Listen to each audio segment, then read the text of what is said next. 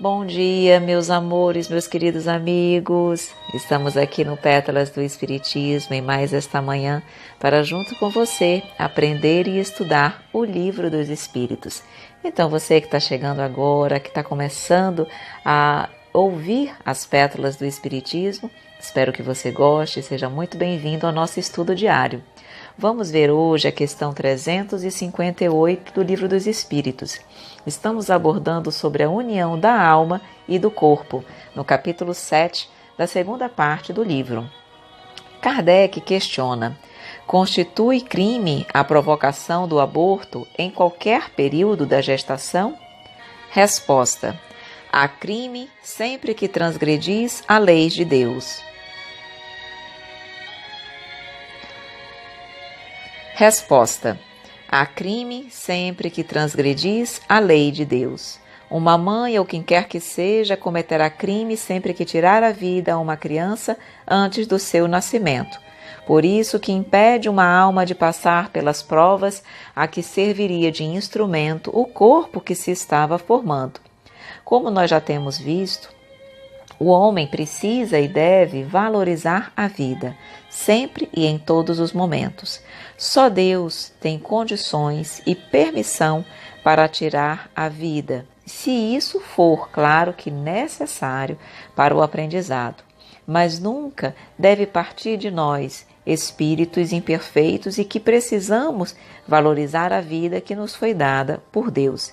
Então, todas as pessoas, mesmo aquelas que participaram, incentivaram de alguma forma o aborto, elas têm uma parcela de responsabilidade. Então não é só a mãe, digamos assim, ou o pai que irá responder, mas os médicos que de alguma forma cometem o aborto, enfermeiros, todas as pessoas que de alguma maneira contribuem para o aborto, elas têm uma parcela de responsabilidade e elas provavelmente sofrerão ou na vida atual ou numa próxima ou em próximas existências responsabilizações pelo seu ato. Claro que na medida da sua culpabilidade, da sua responsabilidade nos atos.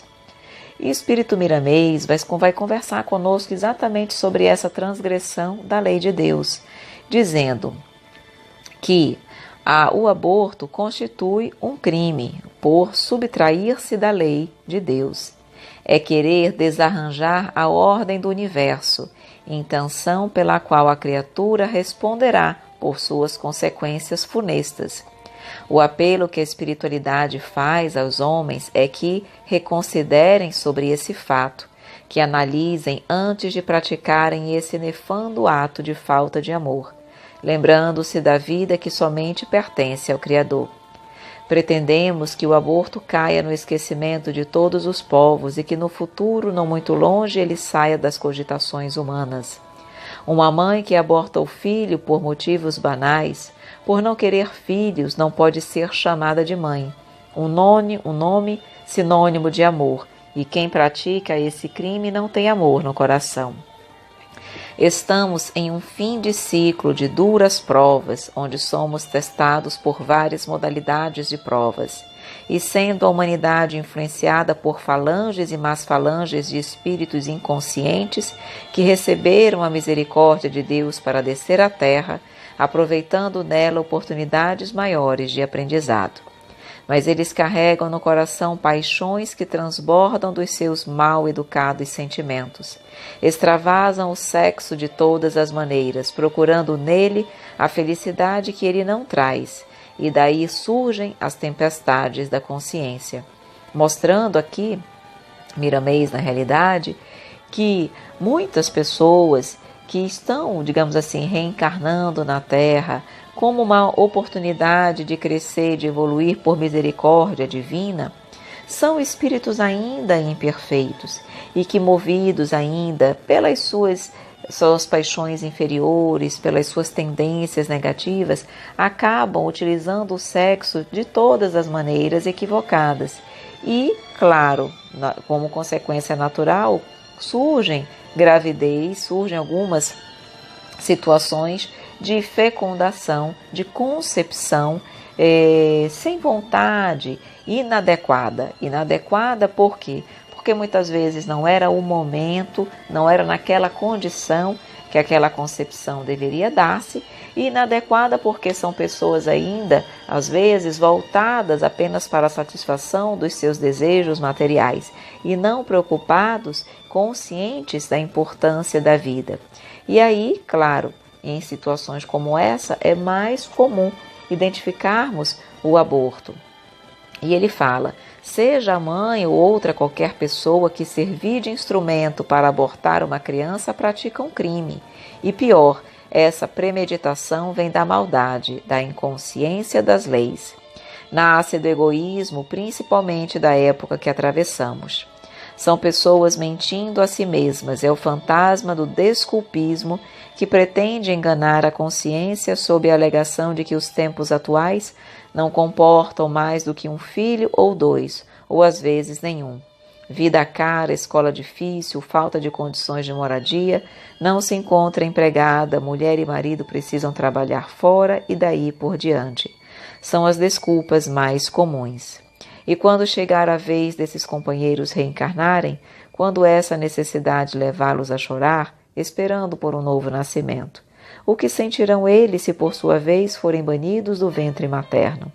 Que eles pensem e tornem a pensar, que meditem e tornem a meditar no porvir, que a sua consciência em Cristo lhes responderá em meio aos seus pensamentos. Aqui cabe uma observação também. Miramês está nos falando sobre muitas pessoas que, na realidade, pensando na sua vida egoísta e de comodidade, não querem ter filhos. Mas nós sabemos também que há situações mais delicadas, como, por exemplo, no caso de um estupro. E aí, o que a espiritualidade nos orienta? Que nessa condição, claro que todo o apoio psicológico, emocional deve ser dado a essa mãe, para que ela possa não querer abortar, para que ela possa ver aquela criança com os olhos de Deus e manter a sua gravidez.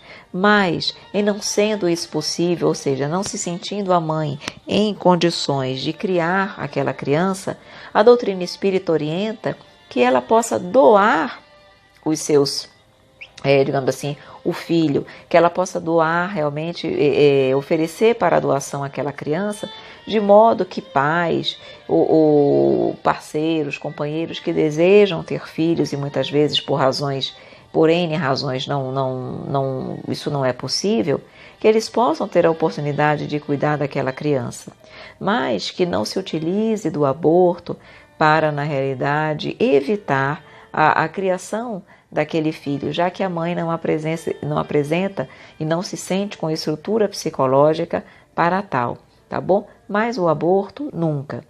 Mas, todavia, entretanto, se alguém, em algum momento da sua vida, pelo conhecimento que tinha, pela maturidade que tinha, pela situação que enfrentou, cometeu um ato desse, vejam, agora não é mais hora de nós nos culparmos.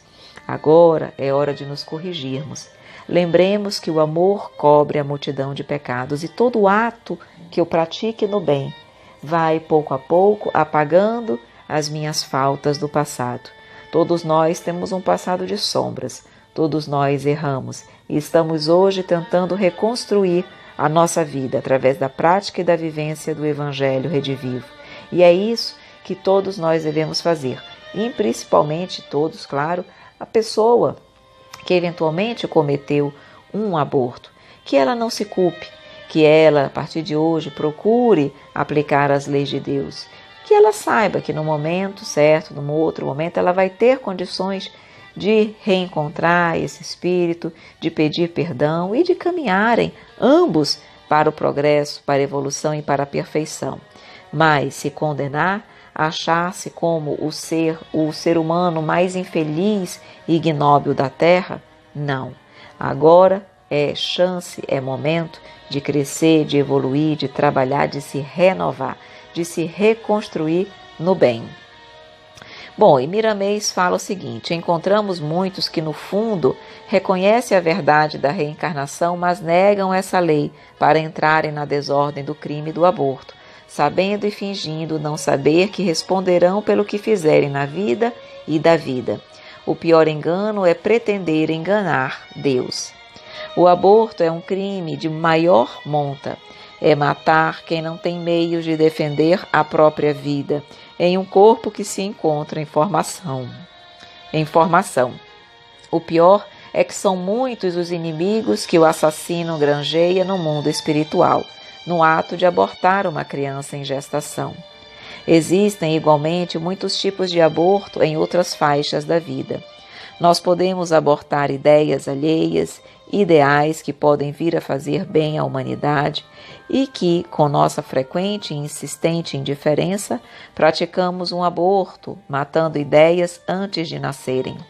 Ajudemos a vida, alimentemos bons pensamentos no autoaperfeiçoamento, ajudando os outros a fortificarem suas ideias de caridade e amor.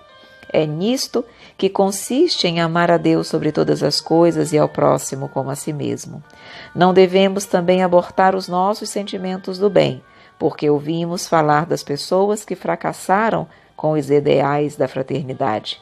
Se necessário, sem que o procuremos, entreguemos a vida para que o amor se espalhe por toda parte, fazendo morada em todos os corações.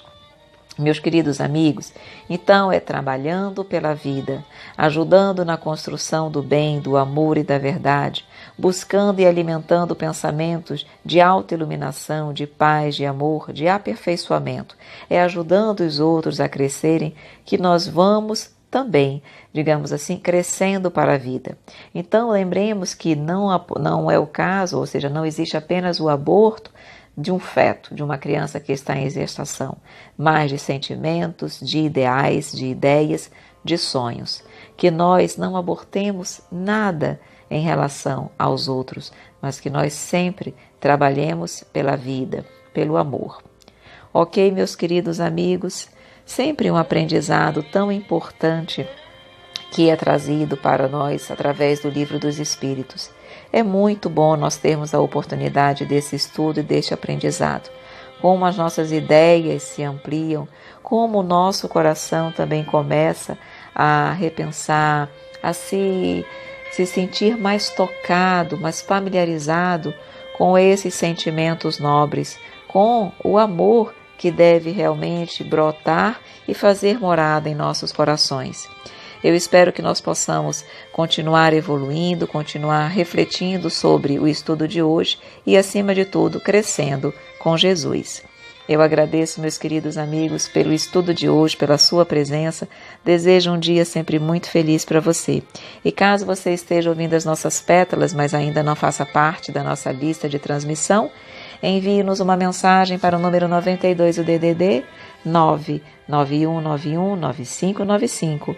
Um grande abraço, meus amores, e até amanhã.